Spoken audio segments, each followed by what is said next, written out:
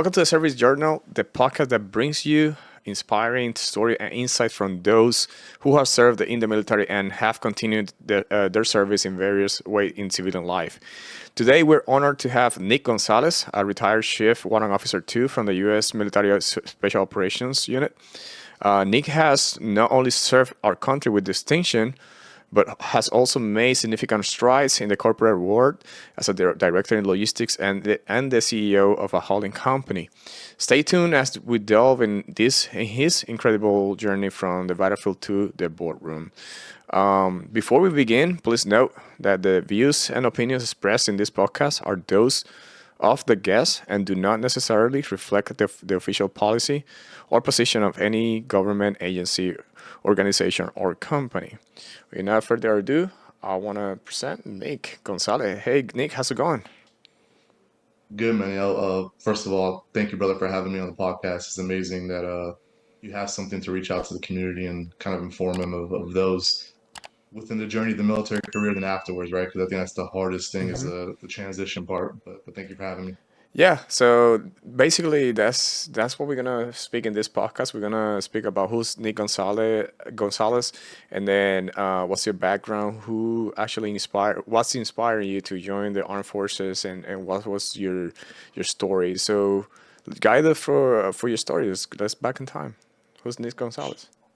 Sure, I would love to. So first and foremost, my journey's definitely interesting, and I say interesting because the Army was never something I thought that I was going to do in the future, or was never an inspiration or something that I aspired to do. I grew up in Puerto Rico as a kid until the age of 8. My dad was in the Army. Hmm. Then we moved around the United States to a few states, kind of Army brat in a sense, and then we moved back to Puerto Rico when I was a freshman in high school. My dad put me in a military academy. Okay. A lot of you guys in Puerto Rico probably know Antilles Military Academy in Trujillo Alto. That's where Yeah. I went my freshman year in high school. Nice. Then from there, I moved back to New York City and I kind of finished school in the Northeast. Um, but through that time, I never thought, the Army was for me, Hmm. even after 9/11, living by the city and seeing all those things that transitioned after the World Trade Center fell, unfortunately, and all that sadness. I always thought I was going to be a business guy. And I thought my inspiration, because I grew up super poor, was how do I make money and ensure that my life does not end up, uh, you know, with needing and things that I went through as a kid that I didn't want to see ever again. Hmm. Unfortunately, a lot of things changed in 2007 when the market was crashing, and I was kind of trying to figure my way through life. And I decided, you know what, let me give the military a shot and see if this is something that I'm gonna like to do. So I joined the Army in 2007, Hmm. and then from there, history is kind of made. I joined, and when I joined, I joined the Army first of all, and I selected to be a uh, logistics coordination management. I think that was the title of the job. Hmm. I picked a job that I thought that if I didn't like the military, I could transition to right Oh, away okay. in the civilian sector. It'll be easy for me to transition. That's my thought process at the time. I didn't know I was going to love it. Anyhow, so that's what I picked. Yeah. Went to school in Fort Eustis, Virginia Beach for my AIT. Hmm. From there, I transitioned to my first duty station, which I ended up staying in Virginia Beach. A lot of people don't know that Fort Story, Virginia Beach, Yeah. a small little army Hmm. base off the coast. Yeah, they have the Uh, they have the LSPs out there, like the army boats. Yeah, so I'm stationed right now in Richmond, Virginia. So I'm like an hour some change away, and I'm a logistics officer myself. So I know all about the LSBs and four story. So how was the ASVAB process for you once you joined in 2007? It was hard, it was good, or so, and then what was the process? Honestly, I'll be completely honest. I went there unprepared. I went there just on the fly to take the test, Hmm. and whatever I landed, I landed. I Hmm. ended up doing pretty decently. Okay. But my family told me, being my brother too was actually in the army, and my dad, my grandpa had like a big following of army Mm, people in my family. I see. They said, "Hey, do logistics," and the same thought process was if I Okay. didn't like it, I could get out and find a good opportunity doing that in the civilian sector. Yeah, so they basically just wanted to take the opportunity from the army, not only serve as in the military, but to get something out of it and then do something that transferred to the civilian sector. That was your thought process. Like, hey, if I don't like this for like, I can sign for 3 years and then I can go out and do some other logistics jobs anywhere else in the corporate world, basically. And then, so how was the basic training in the AIT at that time for you? Um, I honestly feel it was very easy. Okay. I was very athletic, Okay. so when I joined the military, I was very much in shape, Mm, and so the physical part was easy. It was gotcha. much mental on that side of the house, right? It's not like you're going special operations at that time. Mm-hmm. So it was very, very easy for me. It was smooth. The AIT was very easy too. Mm-hmm. I think I always tell people the army is so easy a caveman can do it because Yeah. literally they guide you through everything you're Yeah. doing. So a lot of people that are worried about joining, the best thing about the army is they hold your hand in the beginning, right? Mm. Until you become a leader, then you're kind of a free spirit after that. Yeah, no, no, most definitely. Like in the army, we have three rules: be at the right time, right uniform, right place, and you'll be okay. If you follow the simplest rule, you'll be okay. Exactly. But yeah, that oversimplifying. But yeah, I understand where you're coming from. And then for Houston, so how about that duty station for you now? Like in that small area in near Norfolk, no, or Virginia Beach, how was that for you? Yeah, so I actually enjoyed it. I Hmm. enjoyed it because I was close to home. I was able to drive to New York Okay. and see friends and family. And then I started really quickly realizing that I liked the military, and that was not the job I wanted. I wanted to expand my horizon. Okay. So yeah. Yeah, and then so how was the transition then from Houston then what Nick did afterwards though? Yeah, so when I was in USIS, I started getting, reading books, seeing the operations world, Hmm. and I really wanted to be a ranger, and I think that's what I inspired to be in the beginning. Okay. So I said, hey, I want to go. I'm probably the only person that's ever done this. Is hey, I want to re-enlist, but I want to re-enlist for duty station to pick. I want to pick Fort Benning, Georgia, and the reason I picked Fort Benning was to be closer to Ranger Regiment, to Mm, try to go to I Ranger see. school and do all those crazy things. Yeah. And then yeah, and then how was that process? Did you actually went to Ranger school afterwards or how was it? No, so as life takes you on journeys, when I got to Third ID at that time, Third Brigade, Third ID Hmm. was in Fort Benning still. Mm, So I got to Fort Benning, and the first thing I did was went to pre-ranger school, started okay. like Build it up. physically getting fit for Yeah. ranger school. Then I got hurt. I was running marathons, and unfortunately my knee gave out. Something happened, and unfortunately it didn't work out. And my first deployment was coming up with Third ID, so I took the deployment. Mm, While I was in deployment, I had a change of heart and I decided to go a different course within the special operations community. But I didn't go to Ranger Regiment. I didn't go to Ranger School. I decided, a different avenue within the community was for me, and that's kind of what I did. okay. And then how was that deployment with her ID for you? First deployment. Yeah, sure. So it was Afghanistan. That's my first deployment. Spin Baltic, which is about an hour and a half south of Kandahar for the Hmm. and I got to see a little bit of Helmand Province too, the western side of Afghanistan during that deployment. Obviously, got to see Kandahar and the whole province of Kandahar, and it was eye opening, right? I got to my first time ever seeing, how country, how living in a third country Mm, world is, and the sadness and the things that you see on TV, you're seeing it firsthand. So my first deployment, I got to appreciate a lot more of being an American or American citizen and being part of what we get here in America that mhm. people don't see and take for granted. That's the first thing I definitely noticed on my first deployment. Gotcha. And then what was next after your deployment for Nick? Right? What happened? Yes, so I came back to the States and right away I put a packet to go in the special operations community. Um, got selected and I went to Fifth Special Forces Group. I Yeah. was under Fort Campbell, Okay. where basically I stayed there for the rest of my career, basically. Yeah, fifth But group. Yeah. So how hard is like that packet for those that actually looking forward that are right now in the military and then trying to shoot for be a special forces?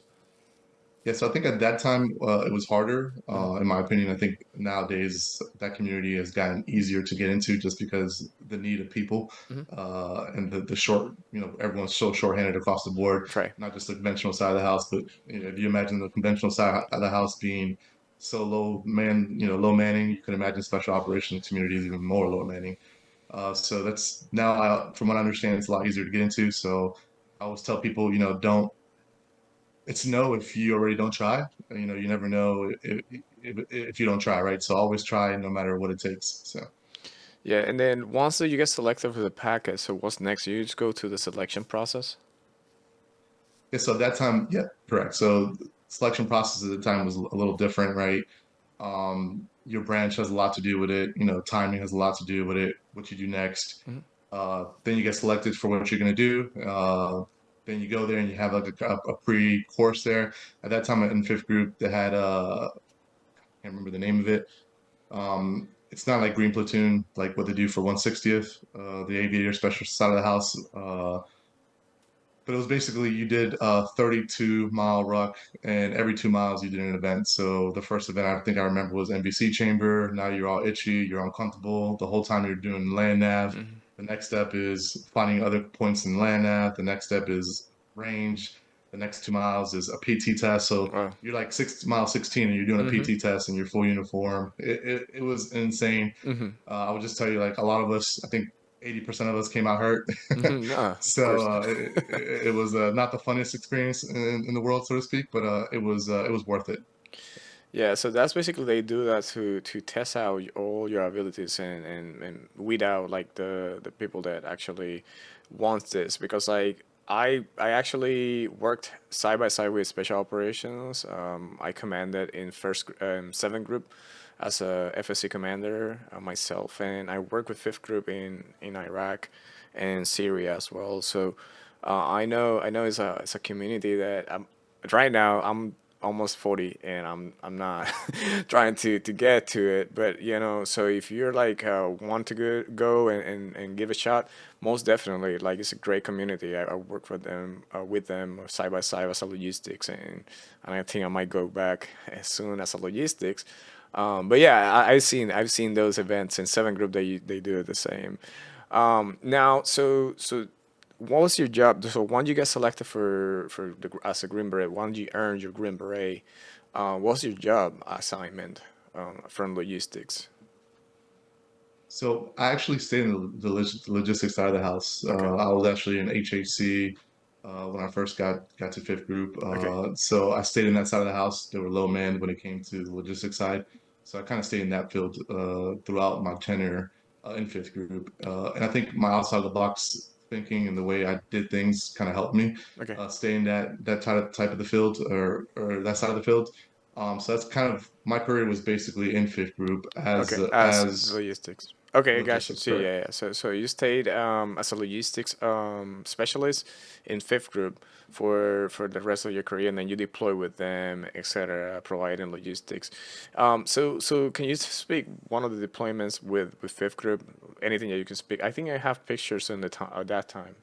Some of the Yeah, pictures. sure. I could definitely tell some people some pretty cool stories. I think firstly, one of the stories talks about the outside of the box thinking of having to be in that position. Hmm. So I can tell you when everything kicked off with ISIS, Fifth Group was the first organization to deploy in fight of ISIS. Hmm. So when we get to Baghdad, we have our support element and our operators on the fields doing their thing, obviously. But we got there and nothing was really happening. We got there thinking that, hey, it's going to be full blown out war.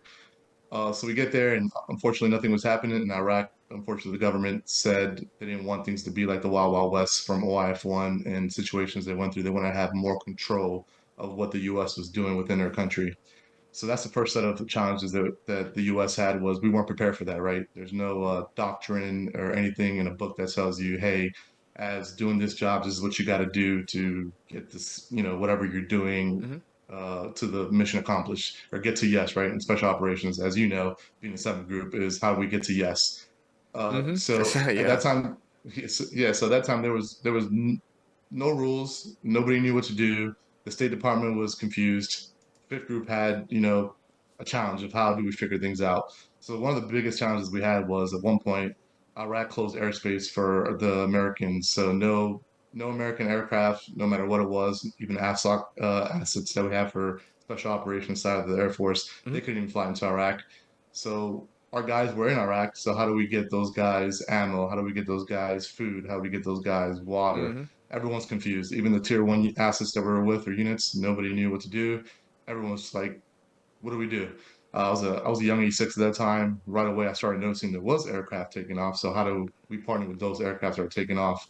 I realized that Canadian Special Operations guys had a trick to get into the country. Mm-hmm. I definitely started dressing like them, growing my beard, and being definitely Canadian when I wasn't. Yeah. And we are filling the aircraft up with ammo and water and food for our guys without Iraq knowing that it was all American assets, but they just didn't want the Americans to have anything in their country. So challenges like that you're able to think outside the box is one thing, right? Because a lot of people in the army have it where, hey, let me go to the book and what the regulation or the article and this page tells me what to do. Yeah. Unfortunately, there's none of that when it comes to special operations. You figure things out on the fly.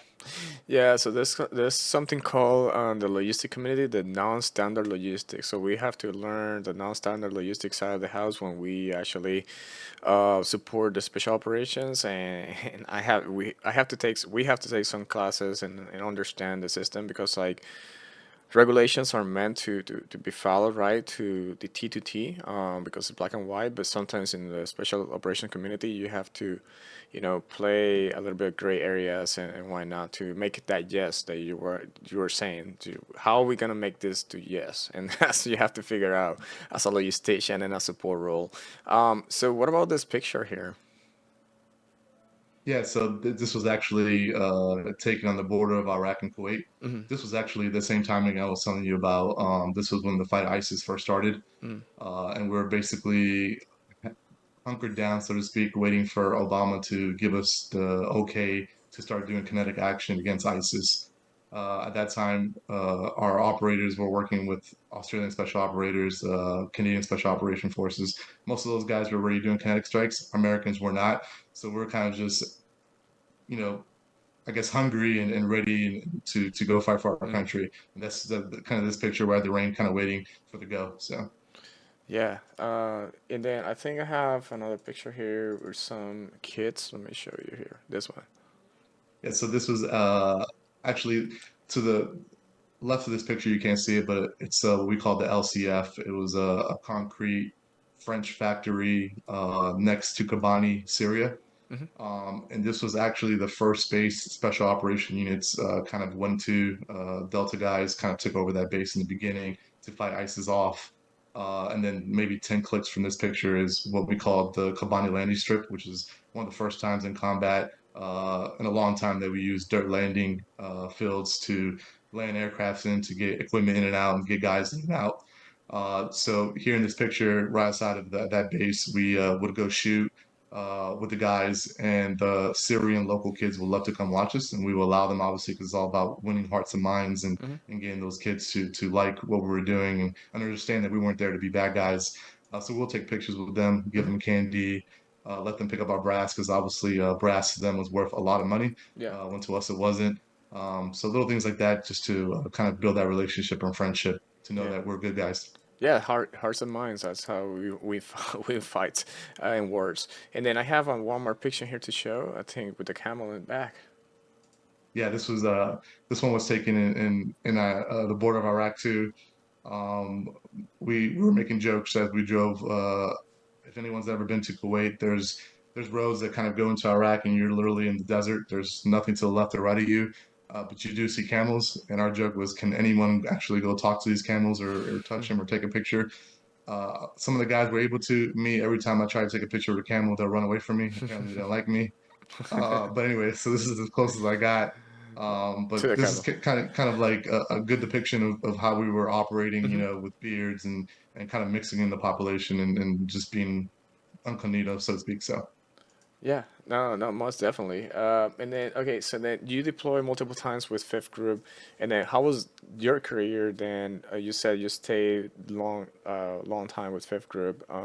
So after all this deployment, what was your leadership experience in doing Fifth Group, and then you're growing up as an NCO, and then you eventually switched to be a warrant officer.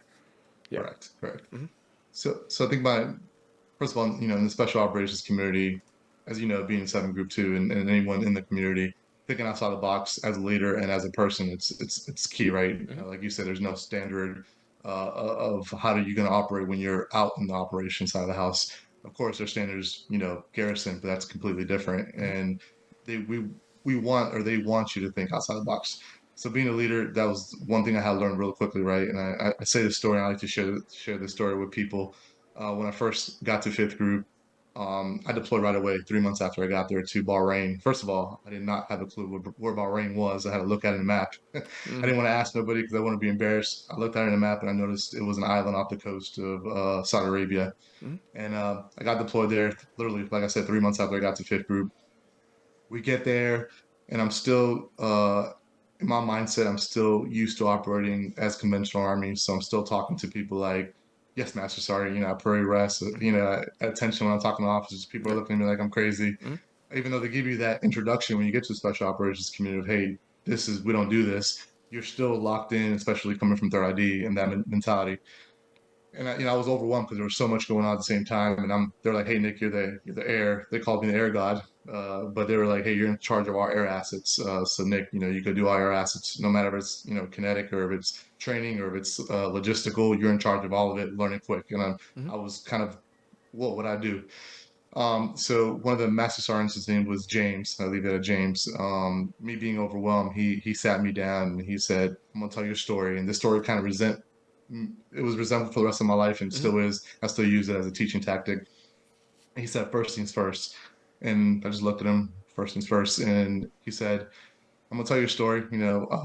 OIF 1 or 2, they were in operation in Iraq, and the helo they were in crashed. When the helo crashed, uh, luckily everyone survived. But while the helo was on ground, people were doing numerous things within the aircraft, and basically first strategy is how we get out of the aircraft, so they could call for help." As the pilots were trying to call for help. But when they come back to the base after everything, they get rescued. The first thing they do is go through a mental eval with psychologists. And one of the psychologists was asking every single person within the helo, "Hey, what's your experience?" The first guy said, "Hey, I was scared. I was thinking about my family back home. How do I get to them?" It was a terrifying moment. Second person, kind of the same thing. I have a fiance at home. I was gonna get married. Like, oh my God, I'm about to die. Like, what's gonna happen there? Third person, around the same lines, think about my family. Oh my goodness. Fourth person gets to James. Doctor's like, "What were you thinking?" And he's like, "First things first. How do I kick the window out of the helo so I could get out of the helicopter?" Hmm. And it's resentful. It kind of, you think about the story and you say to yourself, yeah, you don't look at the 300-meter target anytime you do something. You look at the 25, 10-meter target. What's in front of you? What can you do first to accomplish Hmm. to get to that 300-meter target? Don't ever think ahead of yourself because that becomes overwhelming. So that's something I learned. The first thing as a leader within fifth group is because there was so much going on, and we are, and we still, and at that time were the most deployed and busiest special Hmm. operations unit in the military. Hmm. How all that combination and all that overwhelming, how do you tackle that as a leader? Always think about what's in front of you. Don't ever overthink and try to go to a 300-meter target. Always think about your 10-meter target. That's a lesson I learned real quick. So first things first, and that's a good story to tell everybody. Yeah, no, that's great story. Like something and you're right, and the point of the story that we get overwhelmed trying to think of the future and 300 meters instead, like it's there's a big elephant. You eat it by these chunks, right? So you just like eat it by chunks. Don't eat the whole elephant. You know what I mean? And then we get our mindset like, hey, I want to do all this, but then we forget what's the 50 or 25 meters, and then we have to solve that first before we continue moving forward. Great story, Nick. I appreciate it for sharing that. And then, so at what point in the transition on your career you wanted to decide to be a warrant officer? Yeah, so I was just selected for the E7 board, so I got picked up. And at that point, it was a career decision, right? Do I stay in the army? Mm-hmm. Do I leave and take my experience into the civilian sector and Mm-hmm. kind of grow? I said, well, when I got to that point, I said, I'm going to put a warrant officer packet, and this would be my decision, right? If I make warrant officer, I stay in the army Mm-hmm. because at that time it was in depth. Gotcha. Or if I don't make warrant officer, I step out of the community and kind of Mm-hmm. work, fall into the civilian sector. So I put my packet in, and the rest is history. I was fortunate enough to get picked up. So.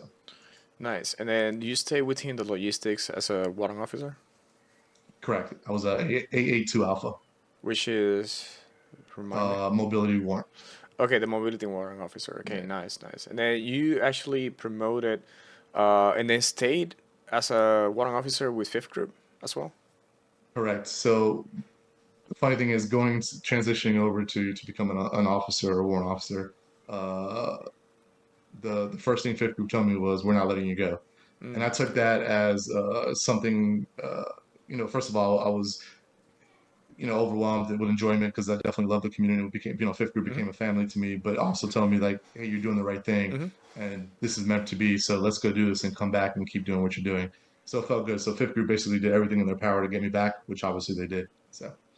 No, that's pretty awesome. And then you decided to actually retire at warrant officer two, and then make your transition to the civilian life. Can you speak about how was that transition now being over 2 decades, right? You did 20 years in the army, almost No, no. Actually, only did 16 years in the Army. 16. Okay. So I'll talk about that experience. I think Okay. it's important for Yep. people to understand that. Mm-hmm. Um, and what I mean is, when I do the story and ensuring that you get the right Mm-hmm. help that you need when you're going through things, right? So I have 11 combat deployments. Mm-hmm. So that's a lot for somebody. I think it's like 5.5 years when you look at my ARB or Mm-hmm. ORB, whatever, before I left. And that's a lot of time to see a lot of things and to be, especially 10 of those deployments were within the special operations community. Mm-hmm. So a lot of things going on, a lot of overwhelming, not just, what you're doing with your job, but what you're seeing too. It affects anybody. Mm-hmm. So now at the same time, I was getting injured and not taking care of myself. So I had a TBI, two TBIs actually, and I never really took care of Mm-hmm. myself. So I started getting really bad migraines. My focus was kind of shifting. I was losing my vocab, short-term memory. I knew something was wrong. So I finally reached out for help. And when I got the help, they're like, "Oh, you got severe traumatic brain injury Mm-hmm. that you should be dealing with alongside with all these other, uh, s- injuries from combat that were lingering that you were just kind of just hard charging, like most of us do in the military, right? Mm-hmm. I think that's one thing I would love to tell people, not just in the military, but people, aspiring to be in the military. Always ensure that you're getting help throughout your career.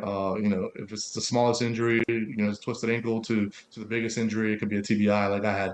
But unfortunately, when I went to get help for my TBI, it was more major, more serious than Mm-hmm. I what see.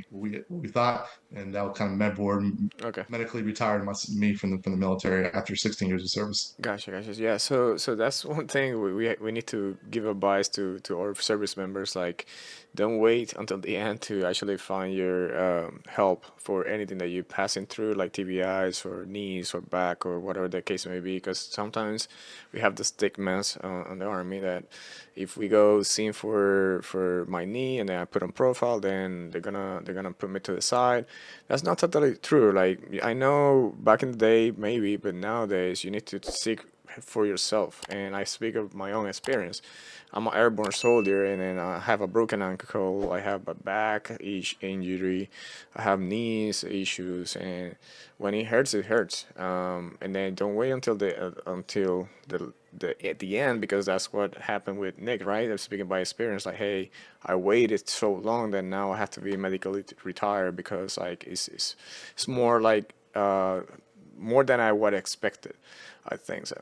So now, so you got MAB or medically retired, and then transition to the civilian life. How was that transition after 16 years in the serving, and then how was it for you, the civilian Yeah, it sector? was.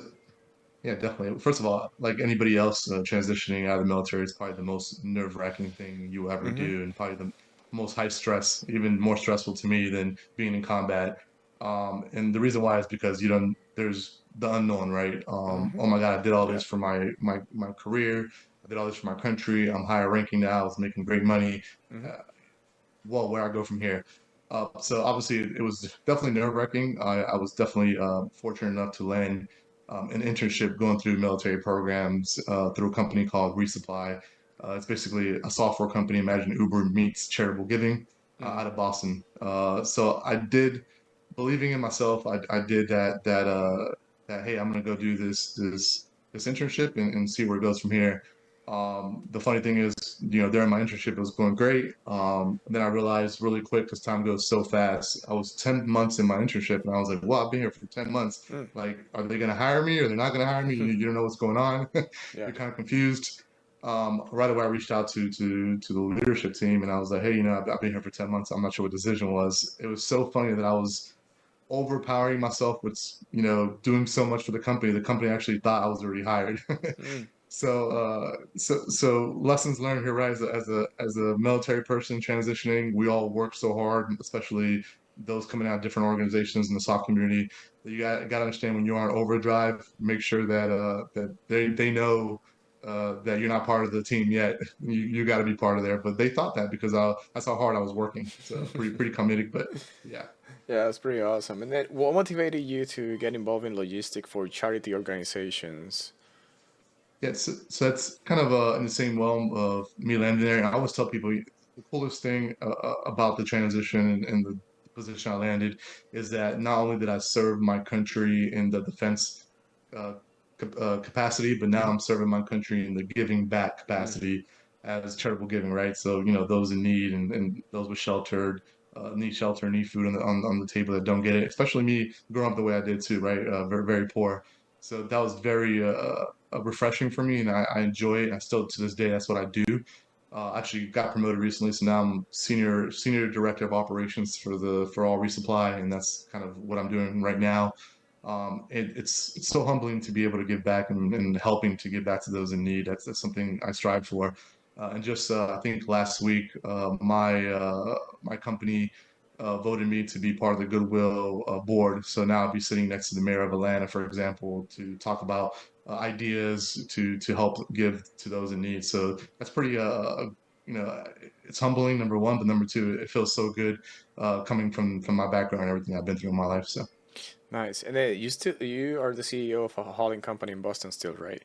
that's correct. And Yeah. then, okay, so can you discuss your journey and becoming the CEO? And then, what skill from the military service had been most transferable to this role that actually you're doing? Nice, great question. So transition happened through the same company. The owner, Paul Tossi, my boss, kind of more my brother now because we're so close. He saw a gap within one of his other companies, and he said, "Nick, I think you could fill this gap as a CEO." Now I'm wearing two hats, so now I'm not only being a director of one of his other companies, but now I'm also CEO of a hauling company. And like anything else in life, right? And I think the best thing about anyone in the military, we're able to adapt really quickly. You don't need to be a Harvard grad, you don't need to be an AIT grad or MIT grad. We're so driven. Usually, we know that our expectations are needed, and how we figure that out, we figure it out on our own. So I didn't know how to do, for example, a P&L, which is profit and loss, or a balance sheet. Things that you do for businesses, right? I had no clue what that was, and that I stepped into that role just knowing that I could think outside the box and make it happen. And that's probably something that I'm grateful that I took from the special operations community was I'm able to think outside the box quickly. I'm able to resolve the situation without needing a whole army, a whole team. I could do it by myself. That mentality, along with being driven, and I think Hmm. that's something most people should take from the military with them, is something that sets you aside in the civilian sector. One thing I have seen, just for the viewers, mostly military people, transition or within the military thinking, the civilian sector, most people are used to 9 to 5, right? And that's the mentality they go into work with. I'm going to work from 9 to 5. Us in the military, we know that 9 to 5 usually doesn't ever exist. Hmm. You work from nine to finish, and that's what I like to say. And about everything I did was nine to finish, and everything was finished before I left to work. And that's something that you don't see a lot in the civilian sector, and it sets you apart from all your peers and makes you more valuable within the industry. Yeah, no, most definitely. That's one of the skills we can transfer immediately to the civilian, or the way we work is way different. And like, there's no, we can have an enter, but we don't know the exit. And potential when you're like a leadership positions, we know that's we're through now. Uh, so that's a skill I bet we all have in the military. And then, okay, so what advice would you give to veterans who are transitioning out of the military and looking to find their path in civilian life? Good question. Um, I think personally, as a leader, I'll say, every leader has a lot of regret, right? And a lot of people say, "Oh, I don't live with regret." I think that's I personally, in my opinion, I don't believe that's true. I believe people do live with regret. I have no guilt, right? But I definitely have no guilt. I have regret. There's always things I could have done differently. There's always things I could have done better, especially within the community I was in. Uh, but taking that mindset of knowing that no one's perfect and you're going to go through speed bumps, but never give up, it's something I think that's very important. Um, just be driven when you step out. Know that what you're going to do is what you want to do. Do your research. Knowledge is power. Don't ever take the first option, and I think that's very important for people to hear and people to know. I know a lot of military people transition. The first thing they do is, "Hey, I just got this job. I'm going to take it." Not exploring, not taking the knowledge of seeing what else is out there that can make you probably more valuable within the civilian sector, or even to yourself, bring more value to the table. Meaning, more household income. Obviously, we all know in the military we didn't make a lot of money. So I think for me personally, I felt like, hey, my goal is I did X amount of years deployed, working 24/7. How do I get ends meet better than what I was doing before? So everyone has a different goal. That was my goal. I always tell people just strive to be better than what you were, and always don't ever take that first option. So. Yeah. And then looking back to your military career, what are you most proud of the military career? Good question. I think the thing I was most proud of myself Hmm. after leaving. And you go through that time. I think every veteran goes to that stress and depression mode that you're like, oh man, I'm not with the family no more. What I mean by that is by the people you're used to deploying with, that family culture that you're just with for so long. Um, and I was proud that there was an organization that wanted to keep me and wanted me there no matter what. And that speaks volume about yourself, right? What I was able to put in for fifth group, and them willing to always say, "Hey, we don't want to get rid of Nick." They kept me there for almost 12 years. So that to me was probably the most proudest moment. It spoke to everything I put on the table, and all the Hmm. hard work was worth it. So Yeah, most definitely. And then, okay, so as we come into the end of the podcast, Nick, it's appreciated the time, and it's great to have veterans like you that have provided so much to our military, and then now we can see that there's more life after the after we finish our service. Because I think one thing we have or the green suiters is like what's next for us when we just hung up the monkey suit, how we call it, right? So that's the unknown, right? That's the 200 meters you were talking before. Like okay, we have to focus on what we have right now, finish what we started, and then we can move on. And I think a lot of the unknown, it gets to our heads, and it's like, okay, so what happened if I get med board, or what happened if when I retire, you know what I mean? So through you, we can see there's just more life after the military. Yeah, most definitely. You're a CEO. You're working with charity organization, providing back to the community, etc. So what's next for you? Do you have any future goals or project that you're particularly excited about that you want to share with the audience? yeah, sure, definitely. So also started along with wearing those other dual hats. I started my own company. It's called Legion Group, and basically it's security training and software technology, defense software technology. Please visit my website, legiongroupllc.com. And basically, what I strive to do is started hiring special operation people within the community that were transitioning to do training to help with defense technology across the world. I was just in Dubai at the World Police Summit. I actually sat down with key leaders from Saudi Arabia.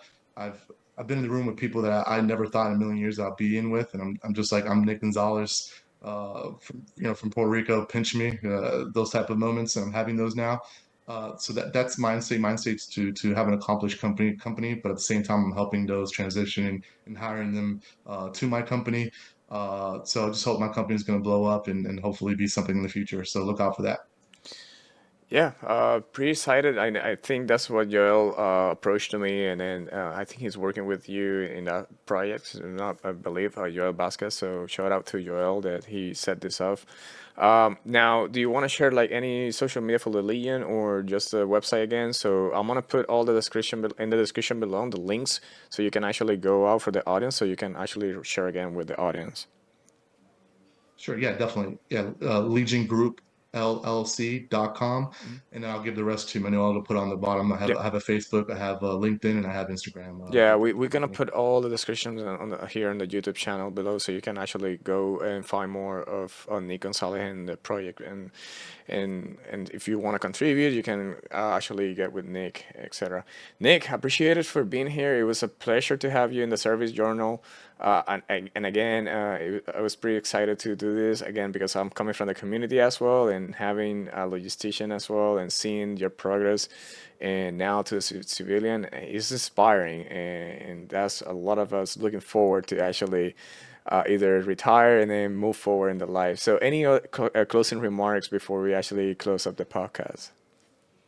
No, definitely to you. I think what you're doing is great for the entire community. So shout out to you, and I'm very humble to be on here. And please, anyone has questions or how I did it or concerns, my emails in the website. Please reach out to me. I'm a free spirit, and I'm always willing to give back to people. So Well, Nick, thank you. Appreciate it again. And I'm going to close out. Thank you for joining us this episode, the Service Journal. We hope Nick's story has inspired you. Um, you as much as inspire us. If you enjoyed today's episode, don't forget to subscribe and leave a review. Stay tuned for more stories of service and leadership. Until next time, take care and continue to serve with pride.